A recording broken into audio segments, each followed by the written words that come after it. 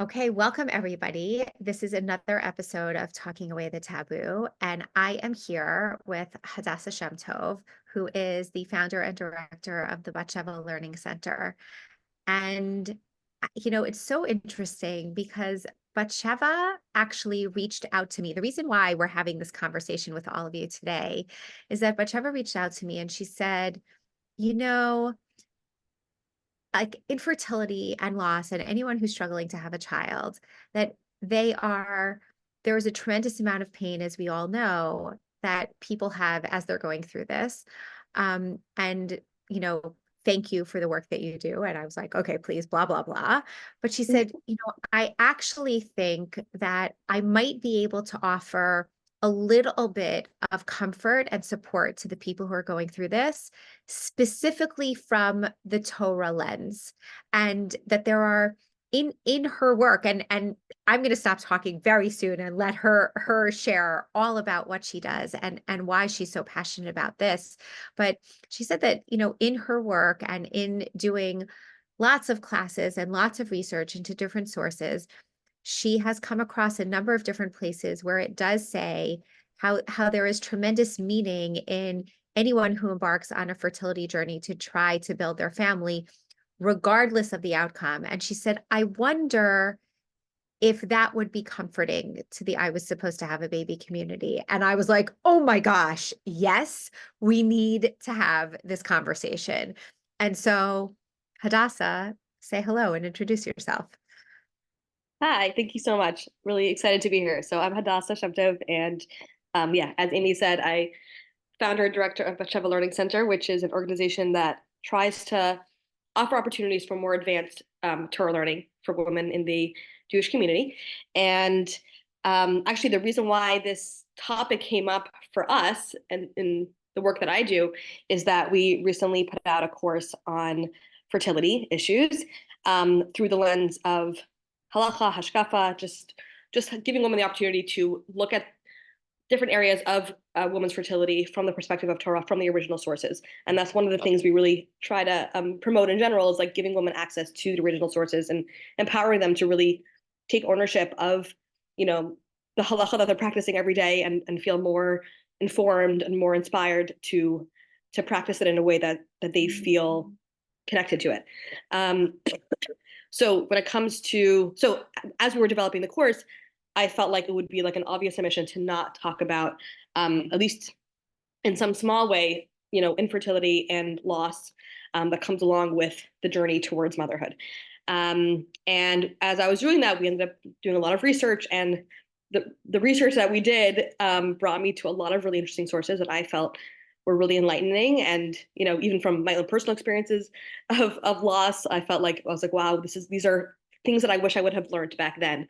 I feel like it would have been really, could have really like changed the experience that I had at the time.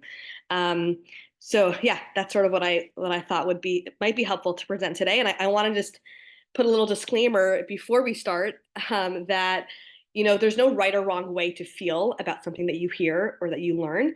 And some of these sources that I'm going to present, like, maybe for me they're comforting right now, maybe they wouldn't have been 3 years ago. And everyone's at a different stage or place in their life and what they're going through. And this may feel really empowering and encouraging and comforting, and it might feel triggering and not comforting at all. And there might just be this like allergic reaction to things that you might hear, and it's all okay. There's no there's no way that you need to feel as a result of hearing these ideas. But I guess sharing them is just we're sort of offering this as like, maybe this could be something that can be helpful. And I think also going back to what you were saying before about like giving women the ability to go to Torah sources for comfort. I feel like we're used to, turning to psychology and turning to, getting a better understanding of our inner emotional world, and understanding our biology and like what's going on in our bodies throughout all these experiences. And those are all extremely, extremely valuable and important. And I think sometimes we forget that like as a Jewish woman, there's also like something that Torah sources can give us in terms of shaping the way we look at these experiences and the way we feel about them. I think there's something that a lot that can be gained from looking at those sources. Hadassah, you're stealing all of my best lines here. I mean, these are all of the things that I share. So I love the fact that you started off with this, and her disclaimers are absolutely perfect and spot on. Always for the I was supposed to have a baby community. We know that there are certain things that really hit home and really are felt deeply and strongly and really resonate with people. And we know that there are lots of other things that really don't. So Hadassah and I together are presenting this to you, this conversation to you, with the caveat that this might not be what you need to hear right now. And if that is the case, then just move right along. And you'll maybe think about it in a little bit of time, or maybe you won't. But we wanted it to be here as a place, a permanent place for this kind of knowledge to live, so that if people ever wanted to access it at any point, that they could. And so Hadassah, I'm actually just gonna, if we can start off, and you alluded to it a little bit, can you share a little bit about your own journey and why this conversation is an important one for you? Yeah, sure. So, yeah, I think I mentioned this when we were talking about recording this, which is, I feel like in my own experience, going through pregnancy loss, I feel like, I think again, everyone has their own way of processing grief and processing their experience. But I remember at the time, like something that really, one of the most difficult parts of the experiences for me was this sense of like purposelessness, that like I had gone through so much challenge and difficulty with that pregnancy, and um, like physically and emotionally, and then like to feel like there was no purpose in it, right? Because we all go through challenging things, but when you feel like, okay, like I know I pushed through this challenge, and it brought me, there was a reward for it, right? There was like something, at the end, I had a child at the end, right? And then when there wasn't that, when there was this, when it ends in a loss, there's this sense of like, what was the point of that, right? Like, why would God put me through all that challenge for seemingly for nothing, right? To not produce anything that's of value in the world, And to me, I think that like philosophical like question of like why, like what's the like what was the purpose and all that was very challenging. I feel like I created this it's very like kind of like dark feeling about the whole experience of like that whole chapter of my life was so meaningless, And I think that's really what I feel like these verses are really speaking to, is that experience, like that part of it. That feeling of like what was the meaning, what was the purpose in that whole experience. I Um, thank you. So thank you for sharing all that, and for doing the work for us here. Um, I guess, okay, so maybe let's launch into this topic, and maybe actually if we could start with infertility, because I think that it's a little bit maybe more of a natural place to start, in the sense that we know it's very it's written many times in the Torah. We have different stories of different women throughout Tanakh that have gone through different fertility challenges, and we see very clearly, they had this challenge, for many years, and then, they were given their baby. We don't hear about the people who, struggled with infertility and continue to struggle. So I would right, love for you to share, what have you found on infertility in general? right, right. Yeah. So I think like the first source that I would bring up here is, there's this beautiful Gemara that describes, when a person's going to go up to heaven at the, after 120, they're going to ask them a bunch of questions, like ask them like, how did you do in your life, right? And one of the questions they ask them is a sakta b'periyavurivia, which means, were you involved, were you like busy with having like trying to have children, right? That's like one of the, I guess, uh, one of the questions we're tested with, right? When we got up there, and it's interesting because there's this really beautiful explanation of the Nofet Sufim, and we see actually that language of a sakta, right? Like being busy with the mitzvah purview, actually in a few places, and he says this really beautiful idea that the reason why it says a sakta and not kiyamta, right? Kiyamta means you fulfill the mitzvah purview, and a sakta means like you were involved with the mitzvah purview. And he says the language is very specific because Hadassah, say that one more time, just because it was a little bit fuzzy. Say it again. It was busy with versus just say the words again. yeah, okay, sure. So he says that the words in the Gemara are a sakta, the period. You were busy with doing the mitzvah of Puruvu versus Kiyamta, you fulfilled the mitzvah of Puruvu, right? Puruvu means the mitzvah to have children. So the reason why the Gemara doesn't say, have you, right? When you go up there, they ask you, have you fulfilled this obligation to have children, is because that's not actually in our control, right? There's no, childbirth in general is sort of this God-given gift, this blessing. Actually, there's this other idea. I hope I'm not going on a tangent too much, but there's this idea that one of the reasons why, actually, there's twice that says Puruvu to Adam and Chava. One of them is a command, like it's a mitzvah to do this, to the command to do this. And then the other time it says it's a blessing, right? It's God's giving them a blessing that they should be able to do it, right? And one of the reasons why God has to give a blessing is because it's not something we actually have the ability to control, right? Like our fertility is not in our control. It's not something we can decide whether it's going to happen or not, right? It's not like it's different than other choices that we make, moral choices that we make, where we can decide the outcome. We don't decide the outcome. So God needs to also give a blessing in order for it to actually be fulfilled. So we can't actually decide whether we're going to fulfill Puruvu. We can only decide if we're going to be asakta, right? If we're going to be involved. And he goes on to say that just the involvement, right? Just the process and the journey of putting in the effort to try to have a family has value in itself in Torah. And, we also know this idea that, in general, anytime a person doesn't, they're not able to fulfill a mitzvah against their control, right? Like they're stuck somewhere. They don't have matzah on Pesach, right? They don't have whatever it is, right? They're not able, like in some way they're forced against their will not to be able to fulfill a mitzvah. It's considered like they did it, right? We consider it like they fulfilled that mitzvah. So from a spiritual perspective, in terms of like the spiritual value of having a family, God considers it like they've fulfilled that mitzvah. And again, the instruction is not about the practical reality of what the practical outcome is going to be, but do we go on that journey? And, I think just seeing that journey as being a value in itself, I think is really significant.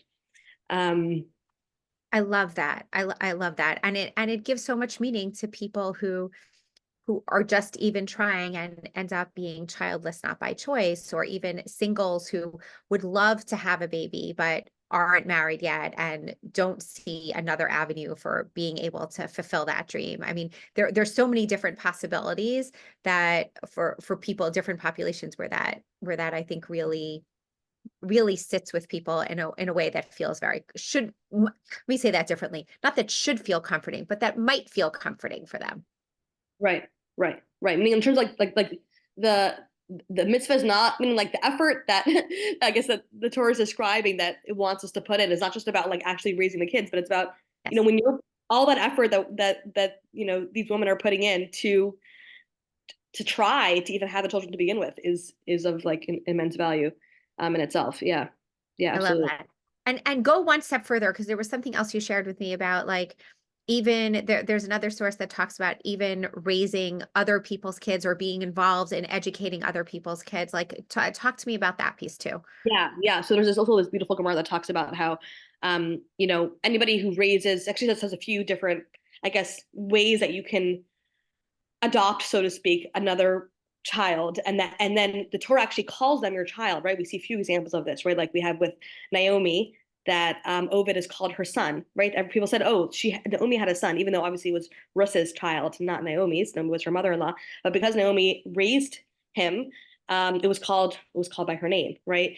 We also see with Batya, right? Batya raised Moshe, and he called her son, even though obviously Torah clearly says Yocheved was his mother, but we call Batya his mother because she raised him, in her home.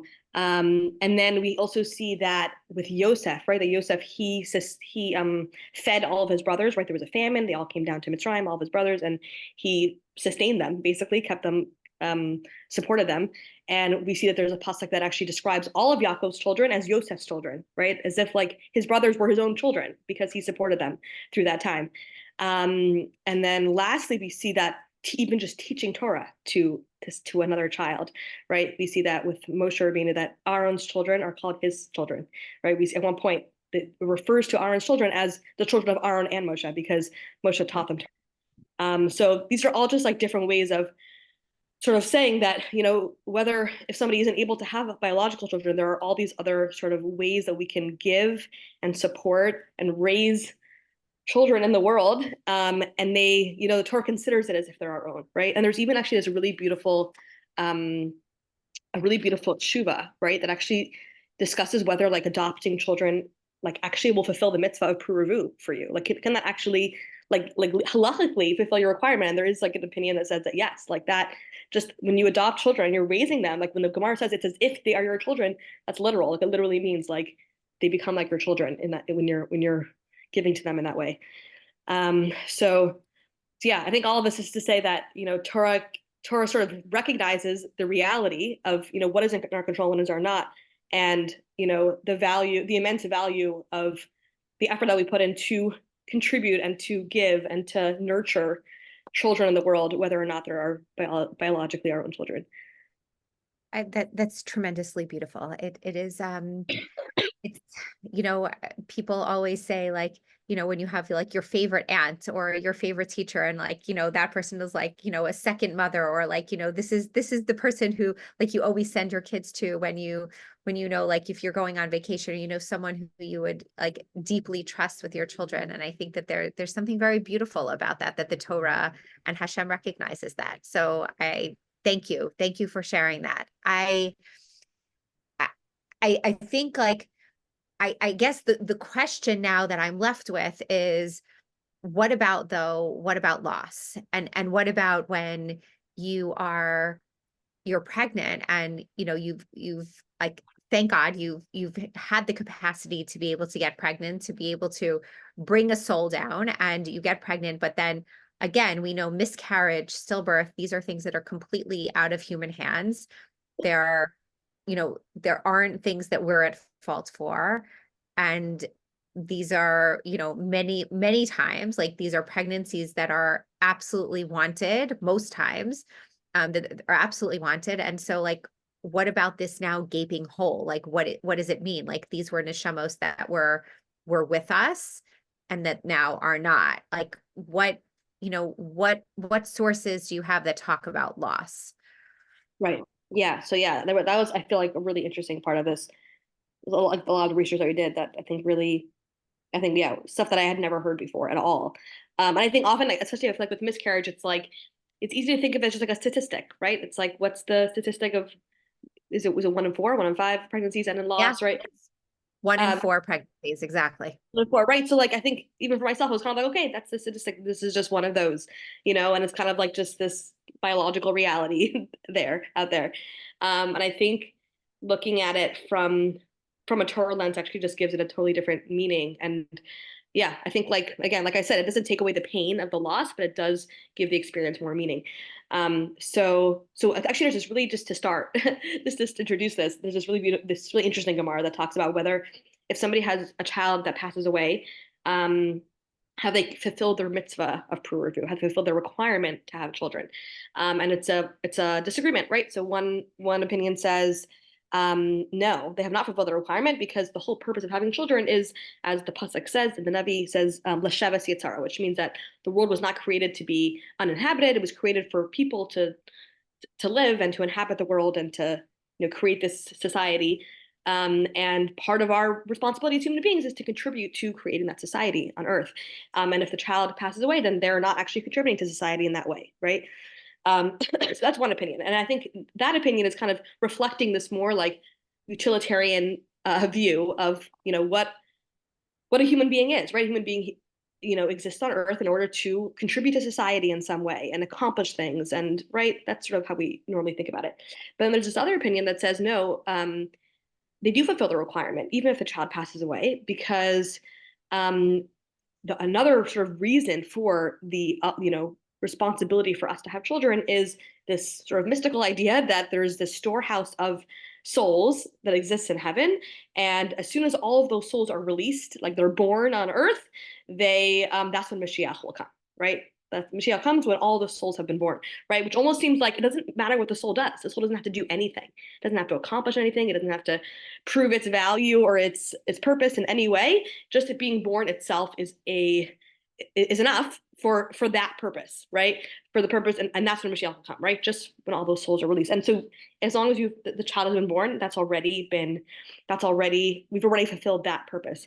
And I think what this sort of alludes to is this idea that there's value, there's like essential value to a Jewish soul, whether or not it's ever going to accomplish anything, right? We're so used to attributing value to ourselves and to others based on how much we do and how much we accomplish and the impact we have on the world around us.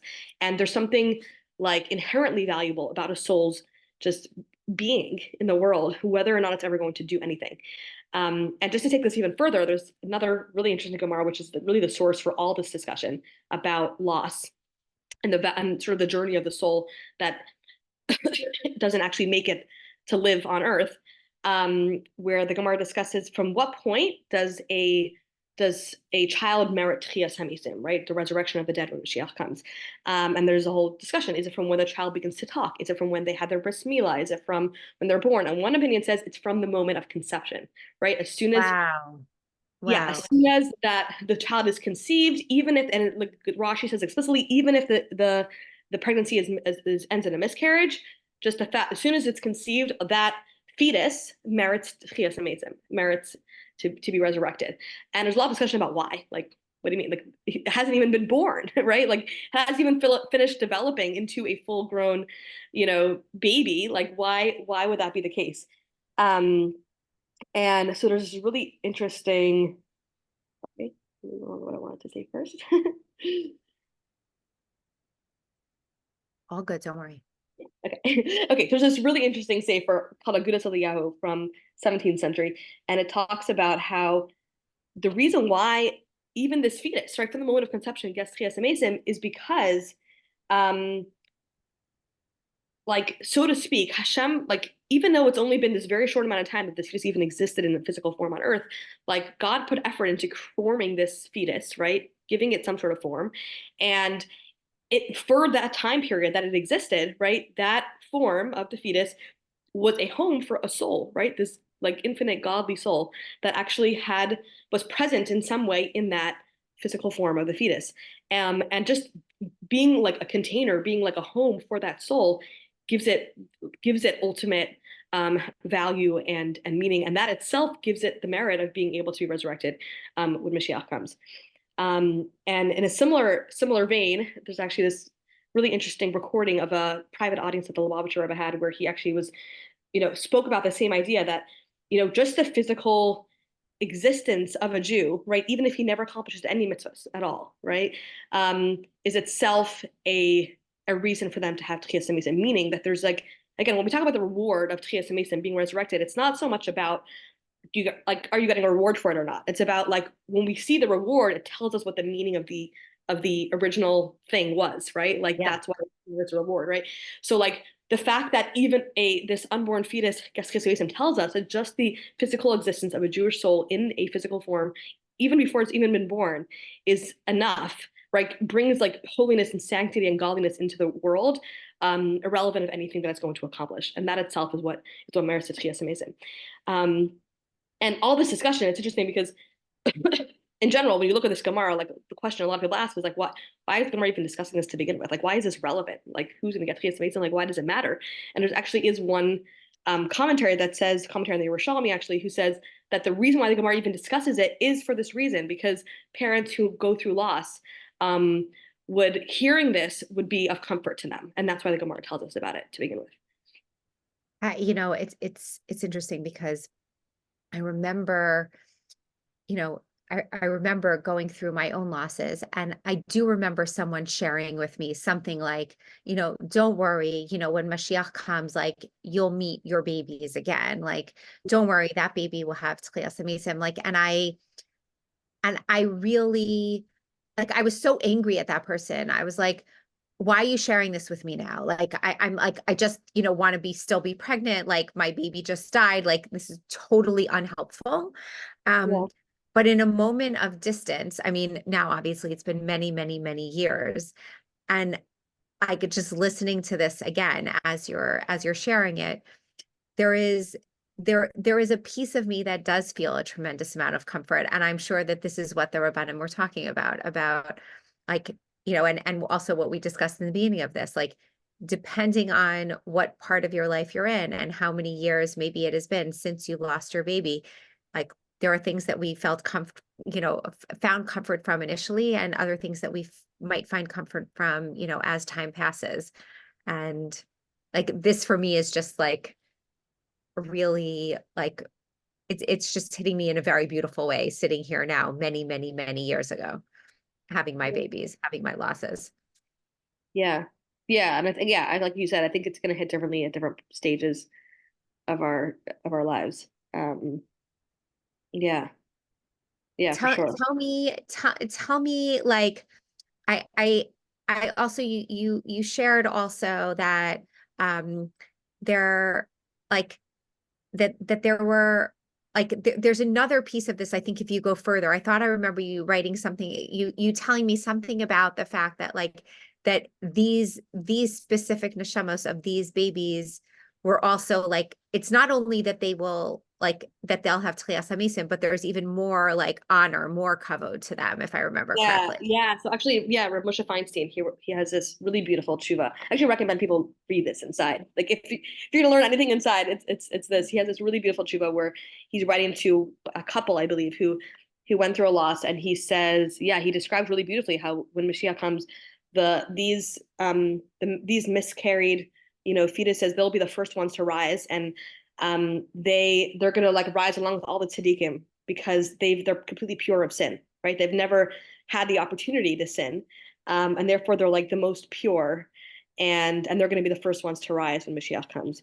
Um, and yeah, I think like just to see again, like you said, none of this is going to take away the pain or the sadness of wanting to have a child or having gone through that loss, but it's just to give a sense of, yeah, there was a real soul that actually existed and it served a purpose here on earth for that time that I carried it inside me. And again, describing what's gonna happen when Mashiach comes is just seeing like like that's when we're gonna see the outcome of what was accomplished during that time that we were carrying that pregnancy. I also think about this the idea that when people have miscarriages, often people say like, oh, but it was so early. Oh, but it was just like a ball of cells. It wasn't like a real baby. Oh, like, you never even felt the baby kick, or you never, you didn't really bond with your baby yet because it was so early. And everything that you're saying here completely like puts that on its head. Yeah, yeah, yeah. Like there's yeah. Give me 1 second. Give me 1 second.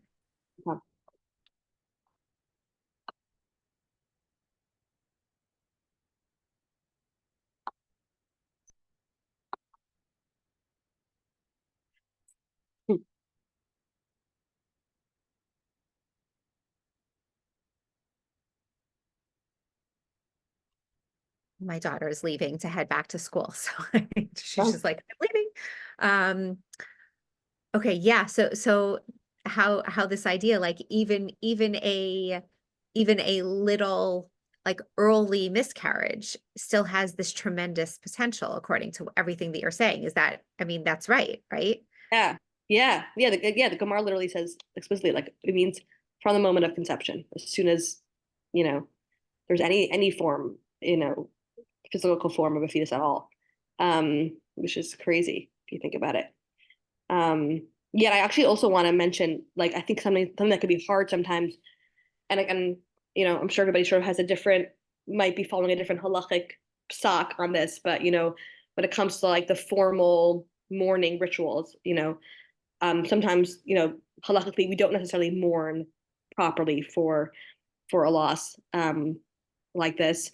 And I feel like that can be challenging. And I think it's important to emphasize that even when halacha doesn't require like the formal mourning process, it does not mean that halacha doesn't like recognize that there is an experience of loss and mourning that parents go through, and that of course validates the need for parents to go through that grieving process in whatever way they can. And as we saw, like one of the explanations for why the Gemara even talks about the fetus married in Tchias Mason is an acknowledgement of the fact that this is a really difficult thing for parents to go through, and that these are things which could be of comfort. But I think it's just interesting to know that when it comes to burial, there seems to be a lot of sources that do support the idea of there being a requirement to bury the fetus. And the Chassam Sofer actually writes that one of the reasons for that, there's many reasons given. One of the reasons is that just like there's a sacredness to that physical form, and out of respect for this deceased fetus, we want to, like, it deserves burial. It's a life that deserves burial. I think that just that notion itself, that we give this, there's a sacredness. Anytime there's a soul that is being housed in some way, in some physical form, as small and undeveloped as it may be, there's a sanctity there, and like halacha recognizes that sanctity. I love it. I love it. And yeah, you're 1,000% right that there are differing opinions on, on burial, on shiva, on naming a fetus. Like there are a million different practices. And any of you who are listening to this, who are, God forbid, in this situation, you should reach out to your own rabbis to figure out what the best course and the best plan is for you. But yeah, I'm taking a lot of comfort from that, the acknowledgement of the fact that any neshama, any soul is valued even from the moment of conception is tremendous, Yeah. Hadassah, last words, parting words on this whole subject. And I'm just, again, like, I'm just so grateful that you're here with us and bringing these conversations, these responsa. It's important for people to know that they're out there. I'm so grateful that you're here. Yeah. I guess closing words would be, first of all, yeah, like I said at the beginning, respecting your own journey and your own process, and there's no right or wrong way to process these experiences, and it's going to be very individual for each person. And I feel like shame and guilt never has a place from a perspective of Torah in any of this. And along with that, I would like encourage, at the time that's right. I feel like in general, allowing yourself to, I guess, just be open to different ideas from Torah sources. Like, I think, like, as Jewish women, like Torah has something to say that can really shape the way we experience our lives. And I think, taking the time to really like explore that for yourself, again, in your own way. And like I said, there's going to be some sources are going to speak to different people, and I think that's why going on your own journey of exploration and finding your own meaning and finding your own answers can be a really valuable and empowering experience. Amazing. Hadassah, where can people find you if they want to reach out and discuss all of this a little bit further? Sure. Yeah. So you could find us on Instagram, Facebook, all of that. For me personally, I can give my email, hadassah@BatShevaLearningCenter.com. You can reach out to me personally as well. We have a website, Batsheva Learning Center. Look it up. Yeah, that's where we're at. Perfect. Yeah. Hadassah, thank you so much. Sometimes I walk away from these conversations and I feel heavy, but in a good way. I feel heavy because we've just discussed things that often don't get discussed very much in public. And other times I walk away and have this feeling of lightness because I know that we're bringing things to the general public that also may not be discussed very much, but that hopefully will really give people tools and really help them feel a little bit lighter through this journey. And I really hope that this conversation does that. So thank you. Thank you so much.